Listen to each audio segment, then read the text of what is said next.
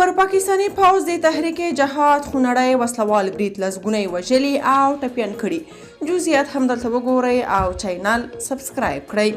بلوچستان کې تحریک جهاد ډلې د پاکستاني پوځ ستر کیمپ ته دننه شوي او جګړه روانه ده. د پاکستان پوځ وایي د بلوچستان ایالات په شمال کې د قلعه سیف الله په مسلم باغ سیمه کې نن سهار 3 بجې شاوخوا د پوځ په کیمپ کې وسلوال برید شوی دی. پوځ ویلي عملیات او نښته تر اوسه روانه ده. راپورونه وایي د جهاد پاکستان په نوم ډلې د برید مسؤلیت منلی دی. پوځ په بیان کې ویلي د اف سی په کیمپ د بریدګرو سره سخته مقابله روانه ده او د ترهګرو د نیولو هڅې روانې دي.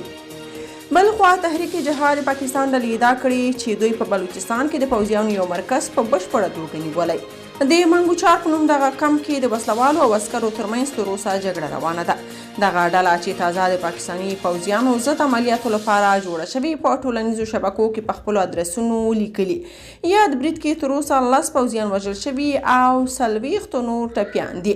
همدارنګه د کیمپ وسلې مهمات او تجهیزات هم د دوی لاسته غورځېدلي دي او لا هم د دوی جنګیالي دننه کمپ کې شتون لري. یا د ډلې یو ځل بیا اعلان کړی چې پاکستان کې د بشپړ اسلامي نظام راتګ پورې به د دوی جهاد جریان ولري او تر څو چې پاکستاني حکومت د دوی غوښتنې ونه مني نو د پوځ پر ضد به خپل بریدونه لا ډیر کړي.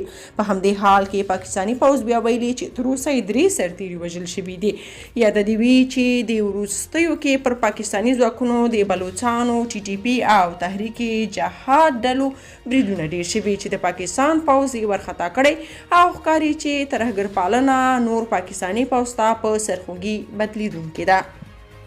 که تاسو په دې اړه څه نظر لرئ په کومنټ کې شریک او چینل سبسکرایب کړئ.